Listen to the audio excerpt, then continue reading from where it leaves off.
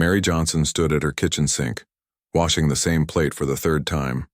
Her hands were shaking as she stared at the fancy wedding invitation that sat on her counter. The golden letters seemed to shine even brighter under the old light bulb that hung above her small kitchen table. She had read the invitation 10 times already, but she still could not believe it. Lisa Brown was getting married, and she had invited Mary to the wedding. Lisa Brown, who had not spoken to Mary in over 10 years. Lisa Brown, who came from the rich side of town and had everything Mary could only dream of having. Mary dried her hands on an old dish towel and picked up the invitation again. The paper felt expensive between her fingers. Everything about it screamed money, from the thick cardstock to the raised gold letters that spelled out the details. The wedding was going to be at the country club on the other side of town, the place where Mary had only worked as a cleaning lady many years ago. She wondered why Lisa had invited her. They were cousins, but distant ones. Their mothers had been sisters, but Mary's mother had died when Mary was young. After that, the two families had grown apart. Lisa's family had money, big houses, and fancy cars. Mary's family had struggled just to pay rent and buy food. Mary looked around her tiny apartment. The walls needed paint, and the carpet was worn thin in places where she walked every day. Her furniture was old and mismatched, pieces she had found at yard sales or that neighbors had given her when they moved away. This was her world, simple and small, but it was honest. She worked at the elementary school cafeteria, serving lunch to children who reminded her every day of what she had missed in life. At 45 years old, Mary had never married and had no children of her own. She had wanted those things once, but life had taken a different path for her.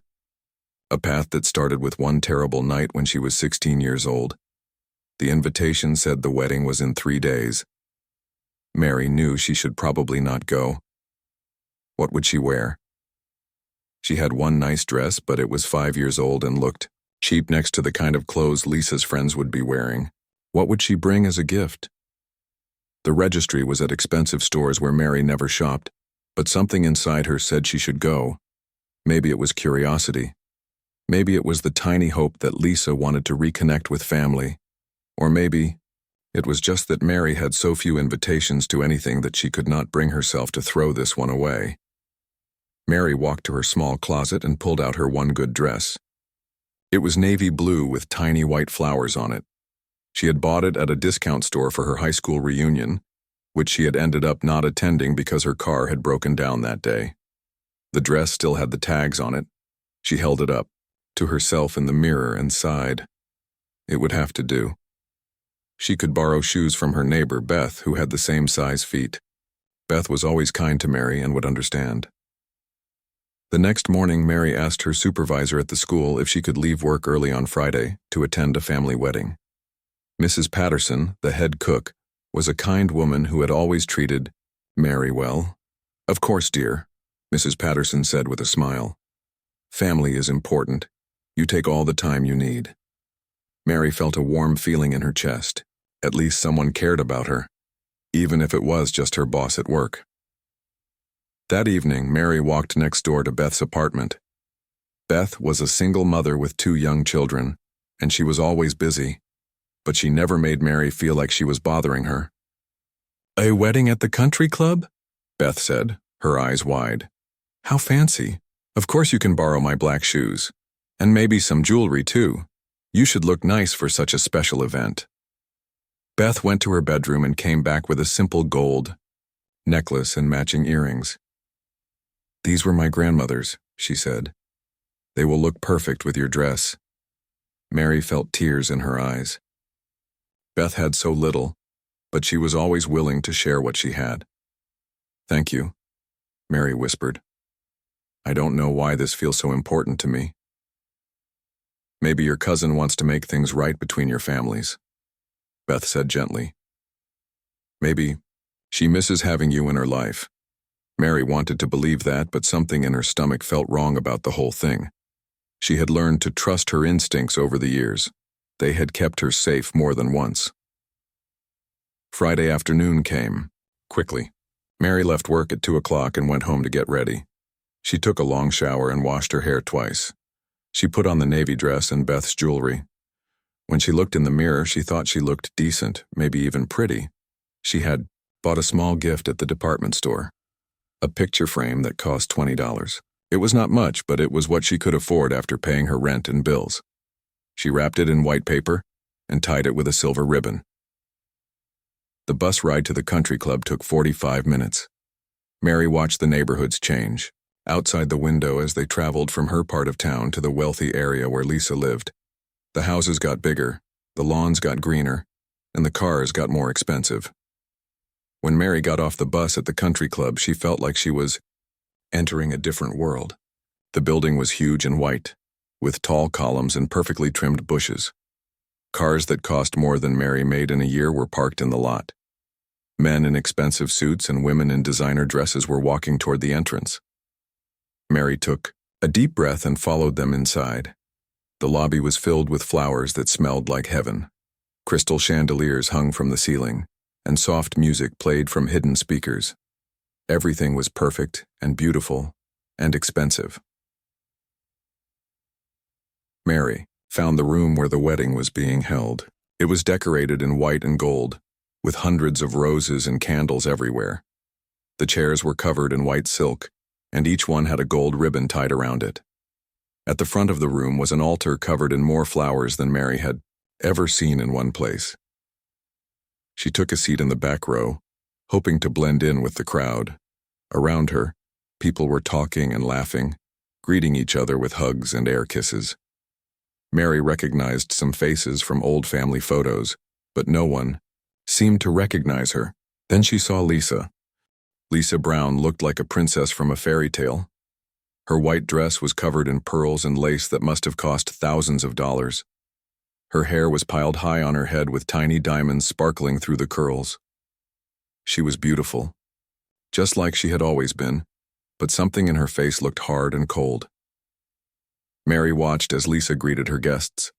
She smiled and laughed, but her eyes never seemed to match her smile. When Lisa hugged people, it looked fake, like she was acting in a play. Mary wondered if she had always been this way or if something had changed her over the years. The ceremony began with soft music, playing from a harp in the corner. Paul Davis, the groom, took his place at the altar. He was a handsome man with kind eyes and a gentle smile. Mary could see why Lisa had chosen him. He looked like a good person, the kind of man who would take care of his wife and make her happy.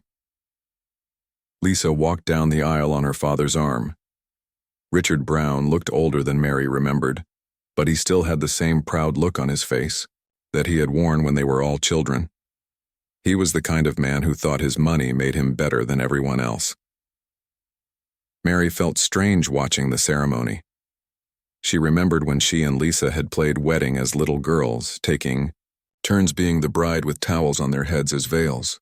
They had been friends then, real friends who shared secrets and dreams. But that felt like a lifetime ago.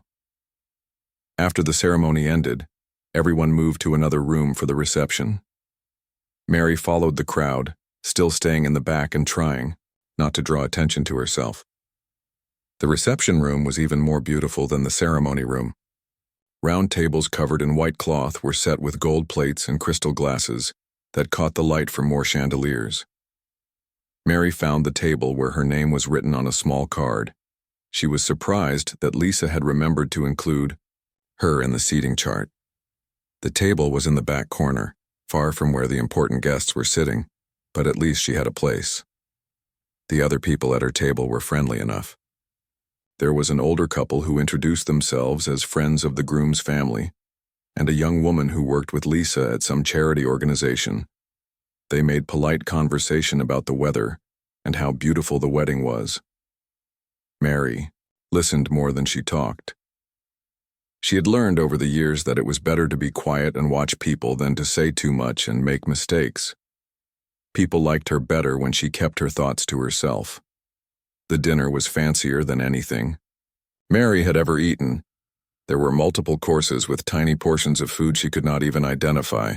She watched the other guests to see which fork to use and tried to eat slowly so she would not finish before everyone else. After dinner, the dancing began. Mary watched couples move around the dance floor while she sipped her water. She had never learned to dance properly, and felt awkward even thinking about joining them. This was their world, not hers. Then she decided she should at least congratulate Lisa properly.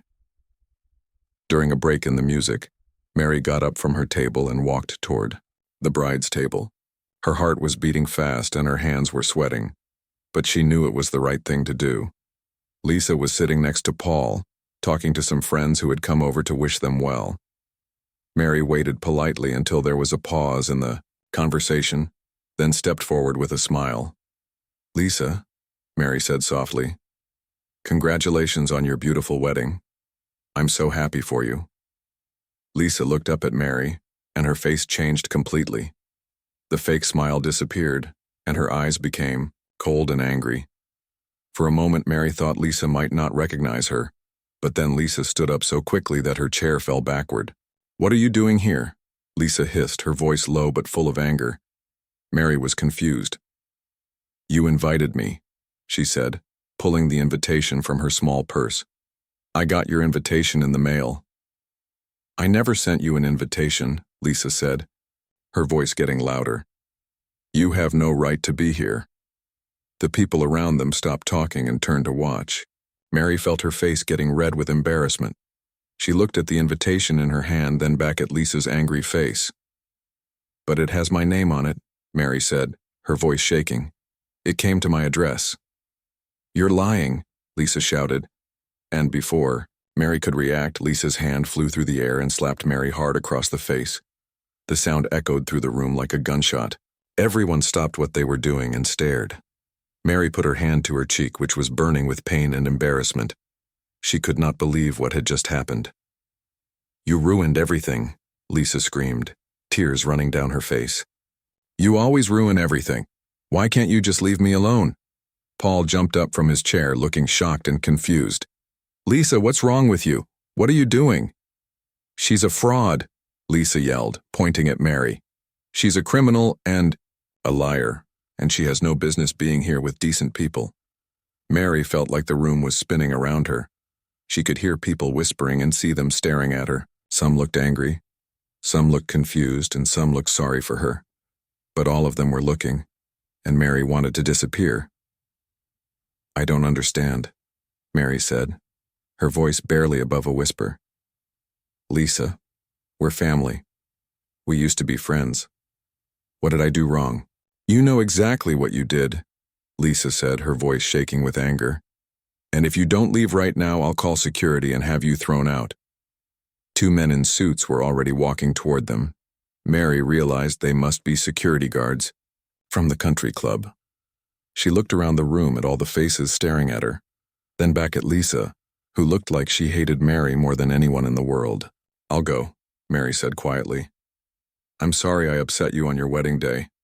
She turned to walk away, but Paul caught her arm gently. "Wait," he said, looking from Mary to his new wife. "I think we deserve an explanation. Lisa, what's going on here? Who is this woman?" Lisa's face went white, and for a moment she looked scared instead of angry. "She's nobody," Lisa said quickly. "Just someone from my past who should have stayed there." But Mary could see that Paul was not satisfied with that answer. He looked like a man who wanted the truth, and Mary had a feeling that the truth was something Lisa did not want anyone to know. The wedding reception had gone completely silent. Everyone was staring at Lisa, Paul, and Mary. The only sounds were the soft music still playing from the speakers and Lisa's heavy breathing as she stood there with her hands shaking. Paul looked at his new wife with confusion and concern. "Lisa, please tell me what's happening. This woman seems nice enough. Why are you so upset?" "She's not nice," Lisa said, but her voice was not as strong as before. "She's trouble. She always has been." Mary stood there with her hand still on her cheek where Lisa had slapped her. She felt like everyone in the room was judging her, thinking she must have done something terrible to make the bride so angry on her wedding day. "I think I should just go," Mary said quietly. "I don't want to cause any more problems." But as she turned to leave, an old woman stood up from one of the tables near the back.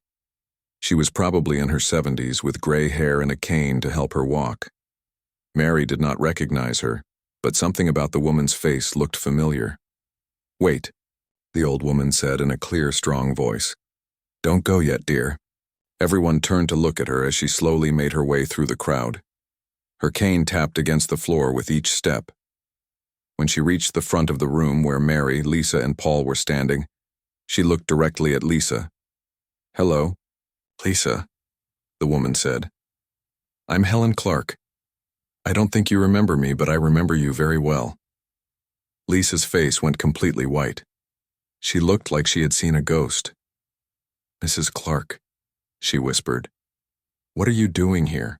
"I was invited by the groom's family," Helen said calmly. "I've known Paul's grandmother for many years, but I'm glad I came because I think it's time someone told the truth about what really happened all those years ago." Paul looked confused. "What truth? What happened years ago?" Helen looked around the room at all the guests who were listening to every word. "Maybe we should talk somewhere private," she said. "No," Paul said firmly. "If this has something to do with my wife, then I want to hear it. And if it affects this woman," he pointed to Mary, "then she deserves to hear it too." Lisa grabbed Paul's arm. "Please, let's just go. This is our wedding day. We don't need to listen to old stories from crazy old women." But Helen was not crazy, and everyone could see that she was completely clear in her mind. She looked at Mary with kind eyes and then back at Lisa with disappointment. 25 years ago, Helen began, there was a terrible car accident in our neighborhood. A young boy was badly hurt. Someone had to take the blame for what happened. Mary felt her stomach drop. She knew exactly what Helen was talking about, but she had never expected anyone else to know the real story. Helen continued. The police said that Mary Johnson was driving the car that hit the boy. Mary was only 16 years old and she went to jail for 2 years. It ruined her whole life. She never got to finish high school properly, never got to go to college, never got the chances that other young people get. "That's right," Lisa said, quickly. "She was a reckless driver who hurt an innocent child. That's why she doesn't belong here with good people." But Helen shook her head. "That's not the truth. And you know it, Lisa Brown." The room was so quiet that you could hear people breathing. Helen looked directly at Lisa, and her voice was steady and sure. "Mary Johnson was not driving that car," Helen said. "You were, Lisa. You were driving your father's expensive car without permission. You had been drinking at a party, and you lost control. You hit that little boy and drove away." Lisa started shaking her head.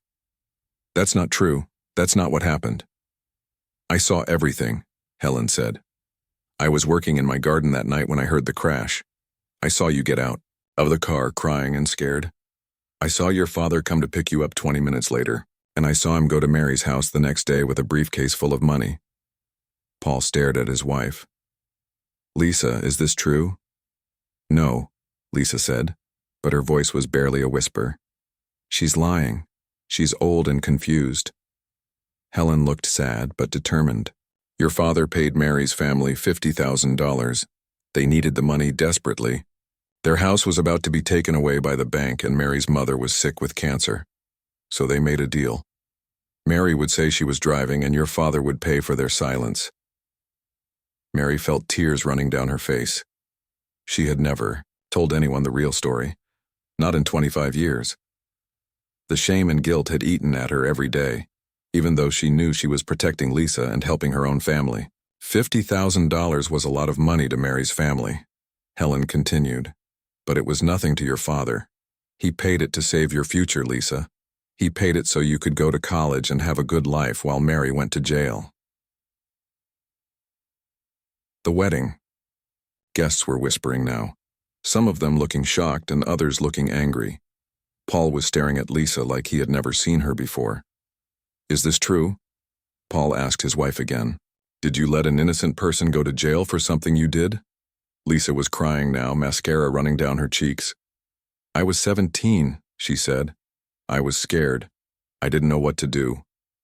"You knew exactly what to do," Helen said firmly. "You knew right from wrong. You just chose wrong because it was easier." Mary finally found her voice. "The little boy," she said quietly. "How is he? Is he okay?" Helen's face softened when she looked at Mary. He recovered, dear. It took a long time, but he's fine now. He's a grown man with children of his own. I always wondered, Mary said, wiping her eyes. I always hoped he was okay. Paul looked at Mary with new understanding. You went to jail for something you didn't do and you've been worried about the victim all these years? Mary nodded. I felt responsible even though I wasn't driving. I felt like I should have done something to prevent it. You were protecting me, Lisa said suddenly, her voice breaking. Even after everything my family put you through, you never told anyone the truth. I gave my word, Mary said simply, and your father's money saved my mother's life. The doctors were able to treat her cancer because of that money. Helen looked around the room at all the shocked faces. I kept quiet for 25 years because I was paid to keep quiet too. But I've regretted it every day since then. When I saw Mary's name in the newspaper last year, volunteering at the homeless shelter, I knew she was still a good person despite everything that happened to her. And when I saw how Lisa was treating her tonight, I couldn't stay silent anymore. Paul stared at Lisa for what felt like forever. His face showed so many emotions that Mary could not count them all. Shock, anger, disappointment, and something that looked like his heart was breaking. 25 years, Paul said slowly. You've been lying to me for our entire relationship.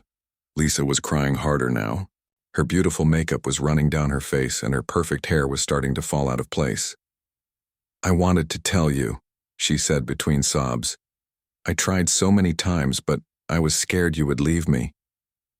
Of course I would have left you, Paul said, his voice getting louder. Not because of what you did as a teenager, but because you let an innocent person suffer for it. Because you built our whole relationship on lies. The wedding guests were watching like they were at a movie theater. Some people were taking pictures with their phones, and Mary knew that this story would be all over social media within hours. She felt sorry for Paul, who was finding out on his wedding day that his new wife was not the person he thought she was. Richard Brown, Lisa's father, pushed through the crowd to reach his daughter. He was a tall man with expensive clothes and cold eyes. Mary remembered being afraid of him when she was young. That's enough, Richard said in a commanding voice. This is a private family matter. Everyone needs to stop listening to gossip from bitter old women. But Helen Clark was not intimidated by Richard Brown's money or his angry voice.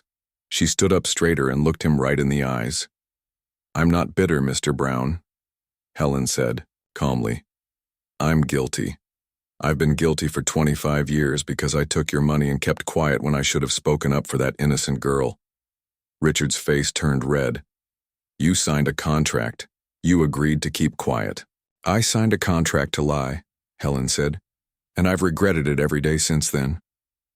Paul looked at his father-in-law with disgust. You paid people to cover up your daughter's crime? I protected my family, Richard said. Any father would have done the same thing. No, Paul said firmly.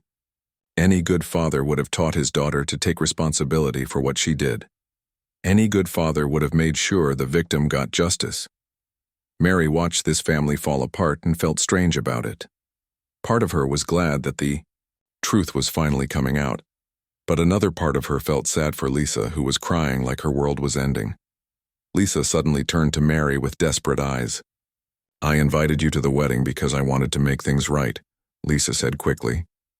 I thought maybe if I could be nice to you, if I could include you in my special day, then maybe I could forgive myself. But you didn't send the invitation, Mary said, confused. You said you never sent it. Lisa's face turned even redder. I did send it, but when I saw you here looking so good and so kind, I remembered everything I took from you.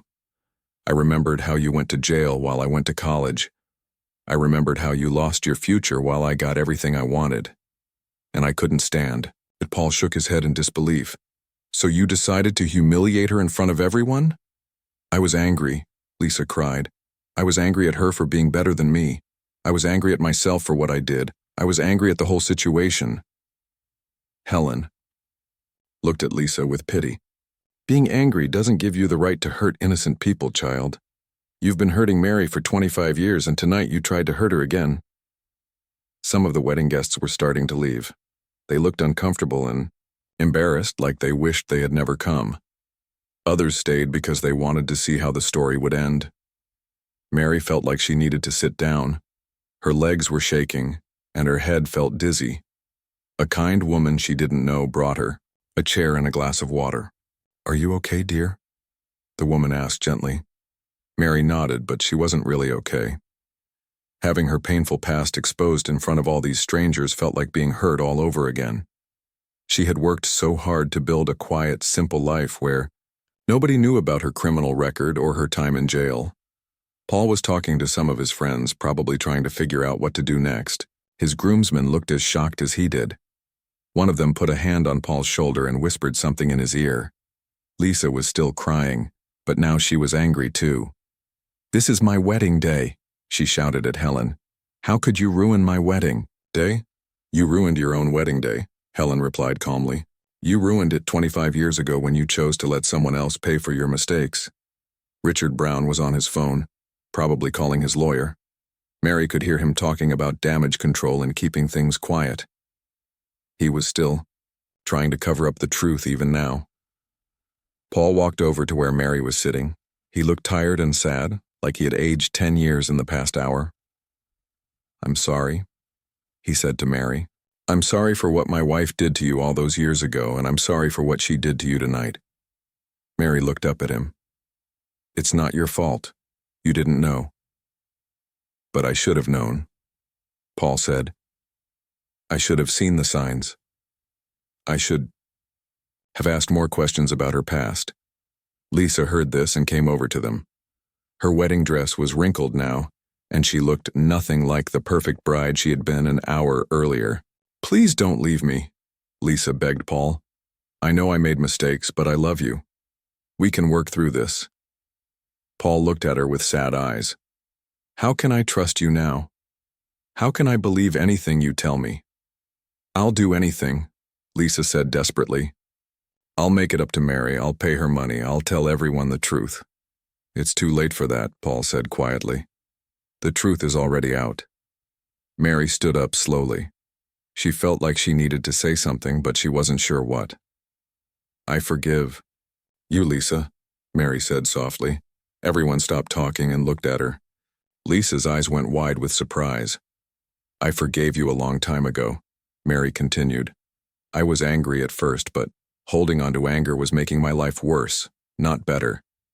I chose to let it go so I could have some peace." Lisa started crying again, but these tears looked different. They looked like tears of relief mixed with shame.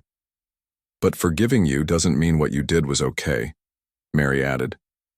"And it doesn't mean there shouldn't be consequences." Paul nodded. "She's right. There have to be consequences." Paul took off his wedding ring and placed it on the table next to the wedding cake that nobody had touched. The action was quiet, but everyone in the room saw it and understood what it meant. "I can't do this," Paul said, looking at Lisa. "I can't start a marriage built on lies. I can't be with someone who would let an innocent person suffer for something she did." Lisa fell to her knees in her expensive wedding dress. "Please, Paul. I was just a scared teenager. I've changed. I'm not that person anymore." "But you never made it right," Paul said sadly. "You had 25 years to tell the truth and you never did. Even tonight, you tried to hurt Mary again instead of apologizing for what you did to her." Helen Clark was still standing nearby, leaning on her cane. She looked at Paul with respect. "You're a good man," she told him. "You're making the right choice, even though it's hard." Paul nodded, but his eyes were full of tears. Mary could see that he really had loved Lisa. And this was breaking his heart. The wedding guests were leaving now. Some looked angry, some looked sad, and some looked like they couldn't wait to go home and tell other people what they had seen. Mary knew that this story would be talked about for years. Richard Brown was still on his phone, but now he looked worried instead of angry. Mary heard him say something about lawyers and newspapers.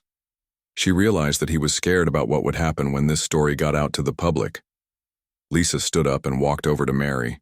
Her face was red and swollen from crying, but she looked more real than she had all evening. I'm sorry, Lisa said, and for the first time her voice sounded honest. I'm sorry for what I did to you when we were teenagers, and I'm sorry for how I treated you tonight. You didn't deserve any of it. Mary looked at Lisa for a long moment. I know you're sorry now, Mary said, but being sorry doesn't fix the 25 years I lost. It doesn't give me back the education I never got or the job opportunities I missed because of my criminal record. I know, Lisa whispered. I know it doesn't fix anything, but I want to try to make it right somehow. Helen Clark stepped forward. There might be a way to make some of it right, she said. I kept copies of everything from that night. Pictures, documents, even a recording of the conversation I had with your father, Mr. Brown. Richard Brown's face went completely white. You recorded our conversation? I was protecting myself, Helen said calmly.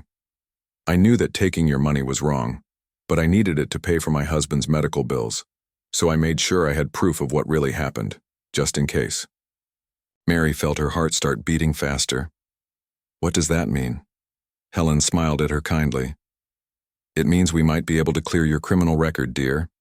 With the right lawyer and the right evidence, we might be able to prove that you were innocent all along. Paul, who had been standing quietly, suddenly spoke up. I'll pay for the lawyer, he said. It's the least I can do. You don't have to do that, Mary said quickly. This isn't your responsibility. Maybe not, Paul said. But I want to help. My family has money, and if I can use it to help fix an injustice, then that's what I want to do. Lisa looked at Paul with hope in her eyes. Does this mean you'll forgive me? Paul shook his head sadly. This isn't about forgiveness, Lisa. This is about doing what's right. What you did was wrong, and what your family did to cover it up was wrong. I can't be married to someone who would do those things.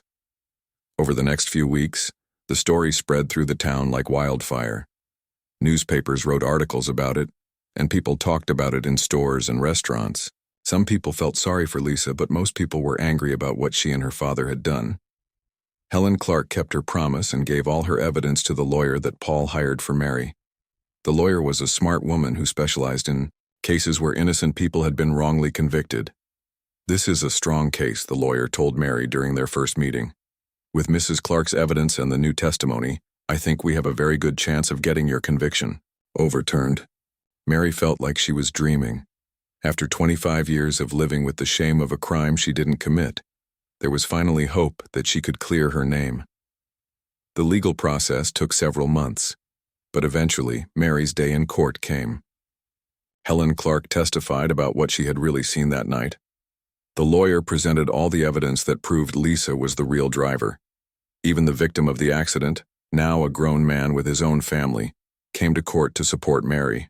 I always wondered if the right person had been punished, he said. Now I know the truth, and I'm glad that Mary is finally getting justice. The judge listened to all the evidence and made his decision. Mary's conviction was overturned. Her criminal record was cleared. After 25 years, she was officially innocent. Mary cried in the courtroom, but they were happy tears.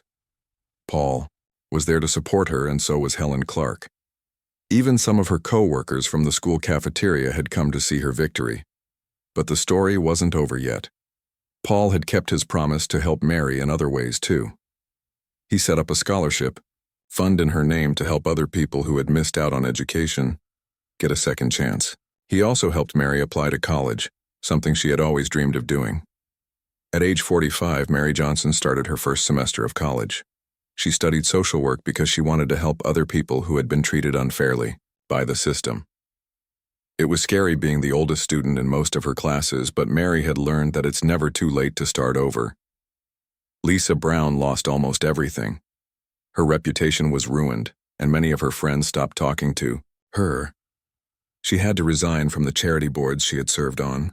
Her father's business suffered because people didn't want to work with someone who had covered up a crime. But Lisa also found something she had never had before: the chance to be honest. She started volunteering at a center for troubled teenagers, telling them her story and encouraging them to make better choices than she had made. I can't change what I did, Lisa would tell the young people, But I can warn you not to make the same mistakes I made. One bad choice can ruin your whole life, and it can ruin other people's lives too. Helen Clark lived to see Mary graduate from college with honors. At the graduation ceremony, Mary gave a speech about second chances and the importance of telling the truth even when it's hard. I lost 25 years of my life because someone chose to lie instead of taking responsibility, Mary told the crowd. But I'm not bitter about those lost years anymore. They taught me to be strong, to be kind, and to never give up hope. Sometimes the worst things that happen to us can make us into better people. After graduation, Mary got a job helping other people who had been wrongly convicted. She became an advocate for justice and spent her time making sure that what happened to her would not happen to other innocent people.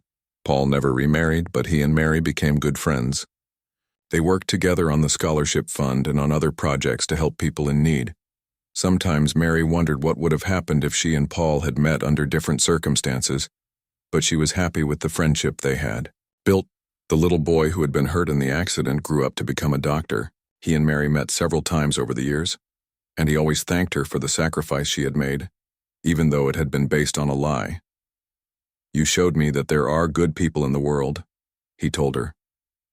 "Even when you were suffering for something you didn't do, you never became bitter or mean. You inspired me to help other people." Mary's story became famous in their town and beyond. People would point her out on the street and say, "That's the woman who went to jail for someone else and never complained about it." But Mary didn't want to be famous. She just wanted to live a good life and help other people do the same. Years later, when Mary was an old woman herself, young people would ask her if she regretted the 25 years she lost. Mary would always give them the same answer. "I didn't lose those years," she would say with a smile. "I used them to learn how to forgive, how to be patient, and how to find joy even in difficult times. Those are lessons you can't learn in school. They made me who I am today, and I like who I am." And that was the truth that no one could ever take away from her.